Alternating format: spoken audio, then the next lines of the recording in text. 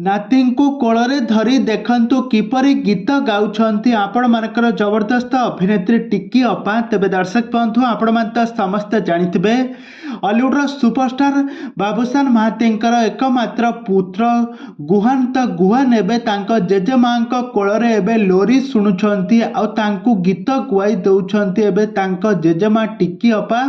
तो वर्तमान समय एबे तांको स्वामी मृत्यु पर एबे से दुखरे भांगी पड़छंती। तांको परिवार नाती टोका सहित सबुबले समय बिताई एबे दुख को एबे दूर करिबारे लागिछंती एबे अपराजिता महांती। तेबे दर्शक बंधु आपण मान तो समस्त जानिथिबे उत्तम महांती एवं अपराजिता महांतींकर एकमात्र पुत्र हेउछंती बाबूशान महांती। तो बाबूशान महांती से प्रथमे रोमियो द लभर बॉय रे एही सिनेमा माध्यम रे हॉलीवुड इंडस्ट्री को एंट्री करथिले।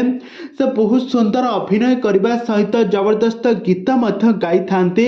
तांकर सुंदर कंठरे आपण माने बहुत सारा सुंदर सुंदर गीत सुनिथिबे।